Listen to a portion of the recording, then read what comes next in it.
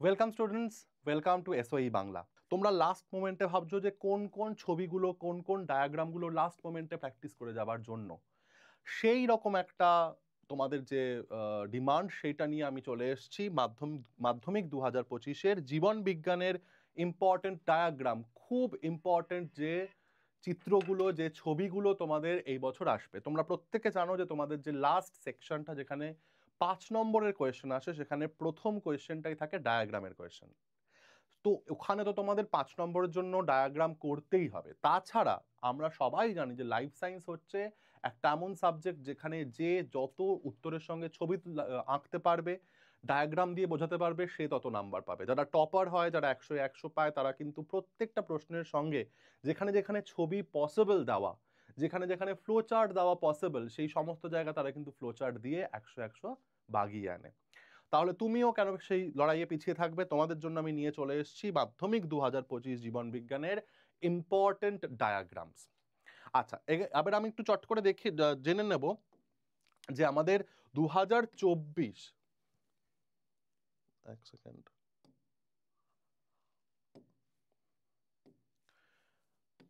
2024 মাধ্যমিকে কি কি ডায়াগ্রাম এসে গেছে। আমরা জানি যে 2024-এর মাধ্যমিকে নিউরন এসে গেছে, তাই না? নিউরন এসে গেছে। আর কি এসছিল? ইউক্যারিওটিক কোষের ক্রোমোজোম।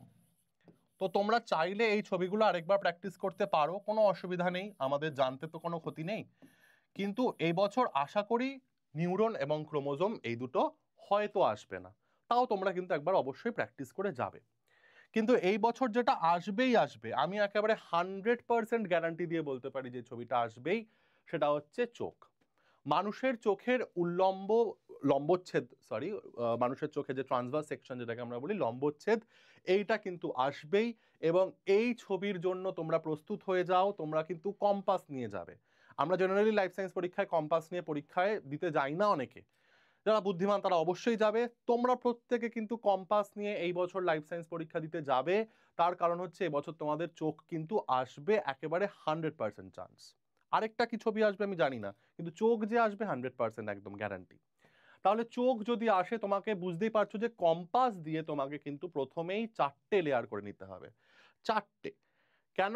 কারণ আমরা জানি 3টে লেয়ার, কিন্তু একটা আউটার এবং ইনার একটা বাউন্ডারি থাকে না।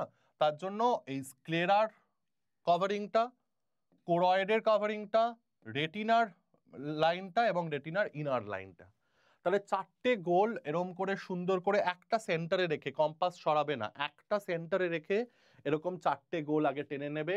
পুরো গোলটাই টানবে, এরকম করে ধরো তুমি পুরো গোলটাই কিন্তু টানবে। টানলে তারপর সামনের দিকটা মুছে দেবে, ইরেজার দিয়ে সামনের দিকটা মুছে দেবে। মুছে দিয়ে স্ক্লেরা, কোরয়েড, এই দুটো লেয়ারকেই কিন্তু সামনের দিকে টানবে, একটুখানি এগিয়ে দেবে। দিয়ে তার বাইরে কনজাংটিভা আঁকতে ভুলবে না। বহু স্টুডেন্ট কনজাংটিভা আঁকতে ভুলে যায়। কনজাংটিভা যদি দেয় তাহলেই আঁকে পয়েন্টিং এ, যদি না দেয় ভুলে যায়। কনজাংটিভা আঁকতে ভুলবে না, কনজাংটিভা একটা খুব ইম্পর্টেন্ট জিনিস। আচ্ছা, কোরয়েড যে পার্টটা, এই কোরয়েড পার্টটাকে সামনের দিকে একটু সোয়েল করাবে, দুদিক থেকে একটু সোয়েল করিয়ে দেবে, করে সেখান থেকে এরকম চুলের মতন কতগুলো ফাইবার আঁকবে, ঠিক আছে, সাসপেন্সরি লিগামেন্ট যেগুলোকে বলা হয়। এবং সেখান থেকে লেন্সটা খুব পরিষ্কার করে লেন্সটা আঁকবে। লেন্সে যেন উঁচু নিচু আঁকা বাঁকা না হয়, বুঝতে পারছো? তোমার চোখের লেন্স, তুমি এখানেই তোমার দেখা হবে তুমি লাইফ সায়েন্স কতটা বুঝে পড়ো। চোখের লেন্স সে যদি আঁকা বাঁকা হয়, আমরা দেখবো কি করে? তাই তো, আমার এই চশমাটা যদি আঁকা বাঁকা কাঁচের হতো, আমি দেখতে পেতাম না। ঠিক একই লজিক অ্যাপ্লাই করবে, মুখস্থ বিদ্যা চলবে না এখানে। লেন্সের যেমন কার্ভেচার হওয়া উচিত তেমন কার্ভেচার করবে। স্ক্লেরা, কোরয়েড, রেটিনা প্রত্যেকটা আলাদা করবে। পারলে কোরয়েড লেয়ারটা একটু পেন্সিল দিয়ে স্কেচ করে দেবে, কারণ কোরয়েড লেয়ারে আমাদের ব্লাড ভেসেল থাকে, তো ওটা একদম ডার্ক একটা লেয়ার হয়। তো সেইখানটা একটুখানি তোমার একটু স্কেচ করে দেবে। আর রেটিনাটাকে স্ক্লেরার থেকে আলাদা করার জন্য কি করবে, রেটিনাতে একটু পারলে এরকম স্ক্র্যাচ স্ক্র্যাচ করে একটা ব্যান্ডিং প্যাটার্ন এঁকে দেবে, পেন্সিল দিয়েই করে দেবে। তখন পেন ঠেকাবে না। ডায়াগ্রামে, লাইফ সায়েন্স পরীক্ষার ডায়াগ্রামে কোথাও পেন ইউজ করবে না, কিন্তু আমি বারবার বলে দিচ্ছি, পেন্সিল দিয়ে যা করবে পুরোটাই পেন্সিল দিয়ে। সুন্দর করে পেন্সিলটা শার্প করে নিয়ে যাবে, যাতে পরীক্ষার হলে বসে বসে পেন্সিল না ছুলতে হয়। পেন্সিল সুন্দর করে শার্প করে নিয়ে যাবে, ইরেজার পরিষ্কার একটা ইরেজার নিয়ে যাবে, এমন ইরেজার নিয়ে যাবে না যার মধ্যে কালি লেগে আছে বা এই পেন্সিলের লেগে আছে, তাহলে আরো কালো হয়ে যাবে পাতাটা। মাধ্যমিকে তোমাদের যথেষ্ট ভালো কোয়ালিটির পাতা দেয়, এইটা একটা কথা। 2 নম্বর কথা হচ্ছে যে পাতায় ডায়াগ্রাম আঁকবে সেই পাতায় আর কিচ্ছু আনসার লিখবে না, সেই পাতাটা একটা পাতা ডেডিকেট করে দেবে ফর আ ডায়াগ্রাম, এবং পারলে তার পেছনেও কিছু লিখবে না। কারণ অনেকের হয় কি, অনেকে খুব চেপে চেপে লেখে, তো তাহলে যে পাতায় তুমি ডায়াগ্রামটা আঁকলে তার পেছনে যদি তুমি লেখো উত্তর, তাহলে পুরো লেখার ছাপটা ফুটে উঠবে, তাহলে আঁকাটা পরিষ্কার করে বোঝা যাবে না, তুমি যতই ডার্ক পেন্সিল দিয়ে আঁকো না কেন। আচ্ছা, পয়েন্টিং এর ক্ষেত্রে সব ইম্পর্টেন্ট, বলা যায় না ওরকম ভাবে যে কোন পয়েন্টিং আসবে কোন পয়েন্টিং আসবে না। পয়েন্টিং সবকটা pointing important. Sclera important, outer layer, choroid important, middle layer, retina important, একদম ইনার মোস্ট লেয়ার যেখানে রড কোষ এবং কোন কোষ থাকে, যার সাহায্যে আমরা অ্যাকচুয়ালি চোখের মধ্যে আমাদের প্রতিবিম্বটা সৃষ্টি হয়। পিদবিন্দু ইম্পর্টেন্ট, পিদবিন্দুতে সব থেকে ক্লিয়ার ফোকাসটা তৈরি হচ্ছে আমাদের। আমরা ক্যামেরায় যেমন ফোকাস করি, আমাদের চোখ তো আরো ভালো ক্যামেরা, তো পিদবিন্দু এবং অপটিক স্নায়ু আসতে পারে, অন্ধবিন্দু আসতে পারে। অন্ধবিন্দু হচ্ছে যেখান থেকে অপটিক স্নায়ুগুলো তৈরি হচ্ছে, অপটিক নার্ভগুলো। যাদের জন্মগতভাবে অন্ধবিন্দুটা পিদবিন্দুর জায়গায় তৈরি হয়েছে তারা জন্ম থেকে অন্ধ হয়, তাই না? আমরা জানি এগুলো। তো সিলিয়ারি বডি হচ্ছে যেটা কোরয়েডের এক্সটেনশন। সিলিয়ারি বডি করতে ভুল করবে না। কনজাংটিভা একদম আউটার মোস্ট লেয়ার, এখানে আমাদের কনজাংটিভাইটিস হয় না, কনজাংটিভাতে কখনো ব্যাকটেরিয়াল ইনফেকশন হলে কনজাংটিভাইটিস হয়, চোখ লাল হয়ে যায় আমাদের। আচ্ছা, cornea is very important. Cornea হচ্ছে স্ক্লেরারি এক্সটেনশন সামনের দিকে, কর্নিয়া। এই কর্নিয়াটাই কিন্তু দান করা যায়। আমরা যে বলি না যে আই ডোনেট, চোখ দান করা, চক্ষুদান মানে হচ্ছে অ্যাকচুয়ালি কর্নিয়ারই দান, ঠিক আছে? আইরিশ হচ্ছে এই কোরয়েডের যে আমাদের সিলিয়ারি বডি, সেই সিলিয়ারি বডির পাশ থেকে বেরোবে এবং লেন্সটাকে পুরোপুরি কভার করবে না, একটুখানি কভার করবে। এই আইরিশটাই হচ্ছে আমাদের চোখের কালার্ড পোর্শনটা। আমাদের চোখে যে কারোর কালো চোখ হয়, কারোর ব্রাউন চোখ হয়, কারোর ব্লুইশ চোখ হয়, নীলাভ চোখ হয়। তো এই যে জিনিসটা, এই আইরিশের জন্যই আমাদের চোখের কালারটা চেঞ্জ হয়। ঋত্বিক রোশনের চোখের কালার কি? ইয়েলোইশ, তাই না? আমাদের ঐশ্বরিয়া রায়ের চোখের কালার কি? একটুখানি নীলাভ। তো এই আইরিশের জন্যই আমাদের চোখের কালার ডিসাইড হয়। আর আমরা যে কন্ট্যাক্ট লেন্স পরে চোখের কালার অনেকে চেঞ্জ করে না, সিনেমা যারা করে, তারা কিন্তু অ্যাকচুয়ালি আইরিশের সামনে এটা কাভার পরে নেয়, ওর জন্য চোখটা মনে হয় যেন কালার হয়ে গেছে। আচ্ছা, তারারন্ধ্রকে ইংরেজিতে বলে পিউপিল। পিউপিল বলে কিন্তু কোনো অর্গ্যান নেই আমাদের চোখে। পিউপিল একটা ফাঁকা জায়গার নাম। দুদিক থেকে যে আইরিশগুলো আসছে তার মাঝে যে ফাঁকা জায়গাটা, এটাকে বলা হয় পিউপিল। যেমন নাসা ছিদ্র, নাকের ফুটো বলে কি কিছু আছে? নাকের ভেতরে যে ফাঁকা জায়গাটা ওটাকে আমরা নাসা ছিদ্র বলি। ঠিক একইভাবে পিউপিল বলে কিন্তু আলাদা কোনো অর্গ্যান নেই, একটা ফাঁকা জায়গার নাম পিউপিল। লেন্স তো অবশ্যই আসতে পারে অ্যাকুয়াস হিউমার আর ভিট্রিয়াস হিউমার। অ্যাকুয়াস হিউমার হচ্ছে ছোট সামনের যে ছোট চেম্বারটা যেখানে ফ্লুইড ভর্তি থাকে, আর ভিট্রিয়াস হিউমার হচ্ছে ভেতরের বিশাল বড়। আমাদের তো আই বল বলা হয়, চক্ষু মানে চক্ষুটা তো একটা গোলকের মতন, তার ভেতরে একটা বিশাল বড় জায়গা আছে এবং যেটা ফ্লুইড দিয়ে রস দিয়ে ভর্তি। সাসপেন্সরি লিগামেন্টগুলো কি করছে? সাসপেন্সরি লিগামেন্টগুলোই লেন্সকে ধরে রেখেছে, এবং আমরা যে কোনো কিছুকে ফোকাস করি, যে চোখটা আমরা ছোট করে কোনো কিছু ফোকাস করছি বা চোখ বড় করে কোনো কিছুকে পরিষ্কার করে দেখার চেষ্টা করছি, তো এই নানান রকম মাস্কুলার মুভমেন্ট করে চোখকে প্রপারলি দৃষ্টিটা তোমার আনার চেষ্টা করে এই সাসপেন্সরি লিগামেন্ট, পিউপিল, এরা সবাই মিলে লেন্স। তো চোখ, এটা আমি ওই জন্য সবার প্রথমে রেখেছি যে this is most important, this is most important. এটা কিন্তু চোখ আসবেই, তার সঙ্গে আর কি আসবে আমি বলতে পারবো না, কিন্তু চোখ আসবেই। ক্লিয়ার? ওই জন্য চোখটা তোমাদেরকে এতক্ষণ ধরে পড়ালাম। নেক্সট আমাদের যেটা খুব আসার চান্স, অনেক বছর আসেনি, বোধহয় লাস্ট 2020-21 এসছে, আমার ঠিক খেয়াল নেই, সেটা হচ্ছে প্রতিবর্ত ক্রিয়া, প্রতিবর্ত চাপের বিভিন্ন যে অংশগুলো আমরা দেখতে পাবো, সেই প্রতিবর্ত চাপ আঁকলে একটা পরিষ্কার করে সুন্দর করে একটা স্পাইনাল কর্ডের ট্রান্সভার্স সেকশন আঁকবে, ঠিক আছে? আমাদের যে সুষুম্না কাণ্ডের ট্রান্সভার্স সেকশন, আমরা জানি যে প্রতিবর্তী কেন্দ্র হিসেবে সহজাত প্রতিবর্তের কেন্দ্র কে? সেটা হচ্ছে আমাদের সুষুম্না কাণ্ড বা স্পাইনাল কর্ড। তাহলে স্পাইনাল কর্ডের একটা ট্রান্সভার্স সেকশন আঁকবে, ট্রান্সভার্স সেকশন এঁকে একটা পরিষ্কার করে রিসেপ্টর বা গ্রাহক,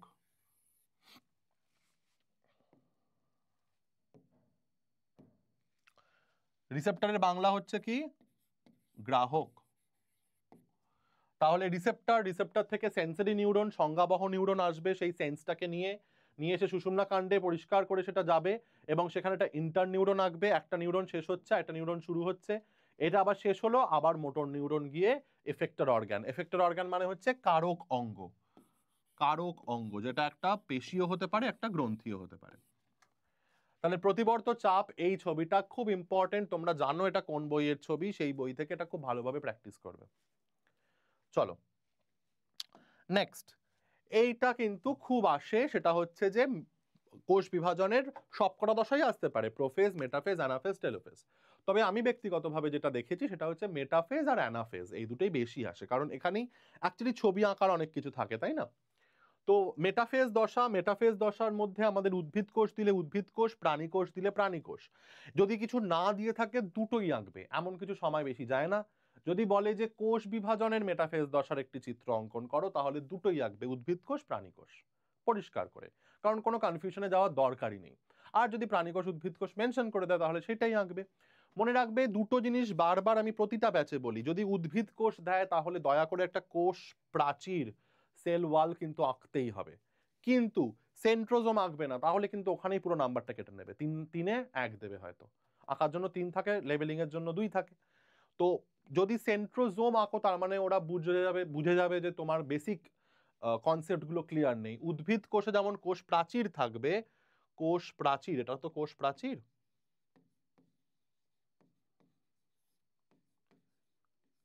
কিন্তু উদ্ভিদ কোষে যেটা থাকবে না সেটা হচ্ছে কোনো সেন্ট্রোজোম থাকবে না।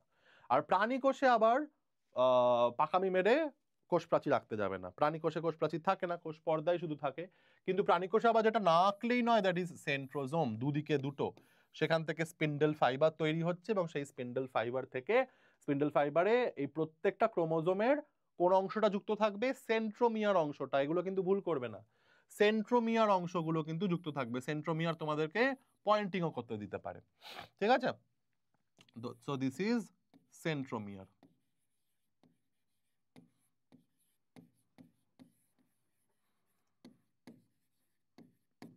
বাদ বাকি যা যা পয়েন্টিং আছে এগুলো খুব ইম্পর্টেন্ট, এটাও জানো কোন বই থেকে নেওয়া, সেই বই থেকে ঝটপট পড়ে নেবে।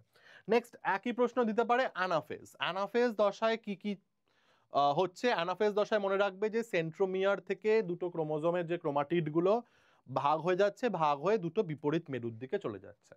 এই ক্ষেত্রে একটা জিনিস বহু স্টুডেন্ট ভুল করে, সেন্ট্রোমিয়ার কিন্তু সবসময় মেরুর দিকটাতে করে থাকবে, দেখো দুটো উল্টো দিকে আছে, তাই না? এটা এদিকে প্রাণী কোষ, এদিকে উদ্ভিদ কোষ, প্রাণী কোষ উদ্ভিদ কোষ আঁকলে আমরা সেন্ট্রোজোম আঁকবো। দেখো সেন্ট্রোমিয়ারের দিকটা দেখো কোন দিকে, ওপর দিকে, এদিকে নিচের দিকে, এখানেও তাই। সেন্ট্রোমিয়ার সবসময়, কারণ সেন্ট্রোমিয়ার বরাবর টানে তো দুদিক থেকে, তাই জন্য সেন্ট্রোমিয়ার সবসময় ওপরের দিকে এবং এদিকে নিচের দিকে, মানে মেরুর দিকে, দুটো বিপরীত মেরুর দিকেও মুখ করে থাকবে, এটা ভুল করবে না, ঠিক আছে? চলো নেক্সট কোয়েশ্চেন। আচ্ছা এইগুলো আলাদা করে ছবি আঁকতে হয়তো দেবে না, কিন্তু এগুলো প্রশ্নের মধ্যে থাকবে, ধরুন 2 নাম্বার বা 3 নাম্বারে দিল, তখন কিন্তু এই ছবিগুলো আঁকবে। তার মধ্যে এক হচ্ছে আমাদের কোয়াসার্ভেট, দিস ইজ আমাদের কোয়াসার্ভেট, যার একটা দ্বিস্তরী আবরণ আছে। কোন বিজ্ঞানী কোয়াসার্ভেট মতবাদ দিয়েছিল কমেন্ট করো। নেক্সট হচ্ছে মাইক্রোস্ফিয়ার। মাইক্রোস্ফিয়ার আঁকা সব থেকে সোজা, একটা অর্ধভেদ্য পর্দা থাকে, ভেতরটা পুরো প্রোটিন দিয়ে তৈরি। মাইক্রোস্ফিয়ারও কোন বিজ্ঞানী মতবাদ দিয়েছিলেন, কোন বিজ্ঞানী প্রথম মাইক্রোস্ফিয়ারের কথা বলেছিলেন, তোমরা কমেন্টে লিখবে। আর লাস্ট হচ্ছে প্রোটোবায়ন্ট। প্রোটোবায়ন্ট ছবিটা একটু ভালো করে খেয়াল করে যাবে, এদের মধ্যে কি থাকে, একটা হাইড্রোফিলিক হেড থাকে এবং ভেতরটা হাইড্রোফোবিক টেইল গুলো থাকে, এবং ভেতরটা এইভাবে জিনিসটা সাজানো। তো এই 3টে ছবি তোমাদের থিওরির মধ্যে আসতে পারে, থিওরি যে যখন প্রশ্ন দেবে সেই থিওরির মধ্যে এই 3টে আসতে পারে। চলো নেক্সট, এই প্রশ্নটা ইজ ভেরি ইম্পর্টেন্ট, এবং অনেকে এই প্রশ্নটা দিলে শুধু এক পাতা একটা গরুর রচনা লিখে চলে আসে, কোনো ছবি নেই, কিছু নেই। টিচার একে তো যিনি খাতা দেখছেন, ধরো তাকে 70-80 খানা কি 100 খানা খাতা দেখতে হচ্ছে, একে সে বিরক্ত হয়ে আছে তোমাদের এতগুলো খাতা দেখতে দেখতে, তার মধ্যে তুমি যদি এরকম একটা গরুর রচনা লেখো লাইফ সায়েন্সের মতন একটা সাবজেক্টে, পড়বেই না, তুমি অত কষ্ট করে অত ইনফরমেশন লিখলে পড়বেই না। তুমি তার থেকে কি লিখবে, ছোট ছোট ছোট করে লেখো, পাশে একটা করে ছবি দিয়ে দাও, 1 সেকেন্ড লাগবে না টিচারের বুঝতে। আমরা তো টিচার, আমাদের সাইকোলজিটা আমি বুঝতে পারি যে এ জানে, এ জানে বলে বেশি হ্যাজায়নি, বেশি গল্প লেখেনি, পাশে ছবি এঁকে দিয়েছে। তো এত সুন্দর করে না আঁকলেও মোটামুটি এর কাছাকাছি একটা ছবি কিন্তু আঁকাই যায়, ঠিক আছে? তো এটাতে আমাদের কি দেখা যাচ্ছে যে আমাদের যে হৃৎপিণ্ড, হার্টের এভলিউশন কিভাবে বিবর্তন হয়েছে। মাছেদের ক্ষেত্রে আমরা দেখতে পারি 2 চেম্বার্ড হার্ট, মাছেদের ক্ষেত্রে 2 চেম্বার্ড হার্ট, তাই তো, অলিন্দ আর নিলয়। উভচর ব্যাঙেদের ক্ষেত্রে কি হয়ে গেল, 3 চেম্বার্স, দুটো অলিন্দে ভাগ হয়ে গেল, কিন্তু নিলয় রইল একটাই, দুটো অলিন্দে ভাগ হয়ে গেল। নেক্সট সরীসৃপ, রেপটাইলদের ক্ষেত্রে, সাপেদের ক্ষেত্রে কিরকম দেখতে পাবো আমরা, অলিন্দ দুটো বিভক্ত, নিলয়টা অর্ধ বিভক্ত, পুরোপুরি বিভক্ত নয়, তাই না? তাহলে এটাকে আমরা এরকম ভাবে লিখতে পারি 3.5 চেম্বার্স। কিন্তু এর একটা এক্সেপশন আছে, তোমরা জানো, অবভিয়াসলি বুঝতেই পারছো কে সেই এক্সেপশন, কুমির। কুমির অনেক পরের দিকে এসেছিল তো, কুমির অনেক উন্নত। কুমির পক্ষী এবং স্তন্যপায়ী, তাহলে পক্ষী স্তন্যপায়ী এবং এর সঙ্গে যুক্ত হবে কুমির।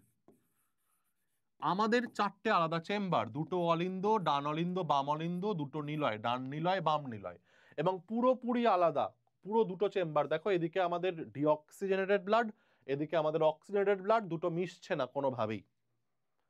তো দুটো কোনোভাবেই যেহেতু মিশছে না, তাই জন্য দিস ইজ আমাদের 4 চেম্বার্স। সবই তোমরা পড়েছো, শুধু লাস্ট মোমেন্টে একটুখানি ঝালাই করে নাও ব্যাপারগুলো, যাতে ভুল না হয়। একদম খুব সহজ জিনিস, ঠিক আছে? বোঝা গেল? এইটা প্রশ্ন আসলে তোমরা লিখবে, অল্প অল্প লিখবে, বেশি বেশি আঁকবে। আমরা শেষের দিকে চলে আসছি আস্তে আস্তে, আঁকার টপিক খুব বেশি নেই, এই কটা তোমরা দেখে যাও, তোমাদের যেটুকু আঁকার বাকি ছিল সব হয়ে যাবে কিন্তু। নেক্সট হচ্ছে আমাদের মিলারুরের পরীক্ষা। মিলারুরের পরীক্ষা সবাই লিখবে পাতার পর পাতা, কেউ আঁকবে না কিন্তু। অথচ তুমি দেখো কিছু আছে আঁকাটার মধ্যে, একটা স্কেল আর একটা পেন্সিল দিয়ে পুরো আঁকাটা হয়ে যেতে পারে। একটা সুন্দর করে ফুটন্ত জলের একটা বিকার, একটা ফ্লাস্ক আঁকবে, সেখান থেকে জলটা উঠছে, উঠে একটা রিয়াকশন চেম্বার তৈরি করবে, সেই রিয়াকশন চেম্বারের মধ্যে ইলেকট্রোড দিয়ে ইলেকট্রিক কারেন্ট যাচ্ছে, গ্যাসগুলো যাচ্ছে, কি কি যাচ্ছে, মিথেন, অ্যামোনিয়া, জল এবং হাইড্রোজেন। এদের রেশিওটা কি জানো? কমেন্ট করো এদের রেশিওটা, মিথেন, অ্যামোনিয়া আর হাইড্রোজেনের রেশিও। সেখান থেকে আবার গ্যাসটা থেকে নামছে, এইখানে আমাদের কি হচ্ছে, যে যেগুলো তৈরি হচ্ছে প্রোডাক্টগুলো এখানে আমাদের তৈরি হচ্ছে, এখানে জৈব যৌগ তৈরি হয়েছিল, এবং এখান থেকে আমাদের উষ্ণ জলটা বেরিয়ে যাচ্ছে, শীতল জলটা ঢুকছে। তো শীতল জল ঢুকলে তবেই তো আমাদের কনডেনসেশন, ঘনীভবন হবে, তাই না? তাহলে জৈব যৌগগুলো আমি পাবো। তো এই ছবিটা তোমরা জানো কোন বইয়ের ছবি, সুন্দর করে প্র্যাকটিস করে যাবে, এটা খুব important. And the last but not the least, যেটাকে আমরা বলি, তাই না? খুব সহজ আঁকা, উত্তরের 2 নম্বর প্রশ্ন, উত্তর লেখার পাশে এটা ছোট্ট করে এঁকে দেবে, 10 থেকে 15 সেকেন্ড লাগার কথা এটা আঁকতে গেলে। বায়োস্ফিয়ার রিজার্ভের যে মেইন গঠন, তার 3টে অঞ্চল থাকে।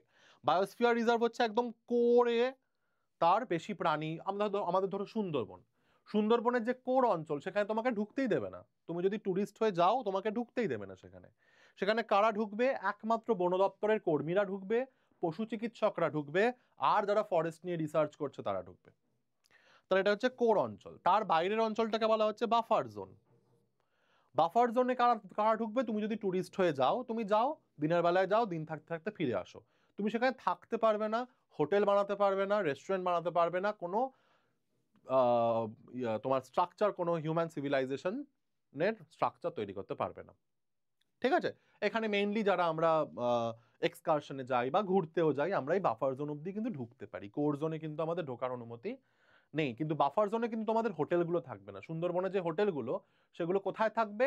ট্রানজিশন জোনে। এই ট্রানজিশন জোনে আমাদের হোটেলগুলো থাকবে, যেখানে গিয়ে আমরা থাকি, বসবাস করি। তবে একটা কথা, এই ট্রানজিশন জোনে তুমি থাকতে পারো, হোটেল রেস্টুরেন্ট বানাতে পারো, সবই বানাতে পারো, দোকানপাট বানাতে পারো, কিন্তু এখানটাকে তুমি শহরে কনভার্ট করতে পারবে না। এখান থেকে তুমি যদি শহরে কনভার্ট করে দাও, তার এফেক্টটা কোর জোনে এসে পড়বে, তাই না? তাহলে তুমি ওখানটাকে কোনো শহর তৈরি করতে পারবে না। ওখানে তোমার নর্মাল ট্যুরিস্টদের থাকা এবং খাওয়ার জন্য যা যা ইম্পর্টেন্ট জিনিসপত্র, সেই ট্রানজিশন জোন। তো এটা 10 থেকে 15 সেকেন্ড লাগার কথা আঁকাটা আঁকতে এবং লেখাগুলো লিখতে, ঠিক আছে?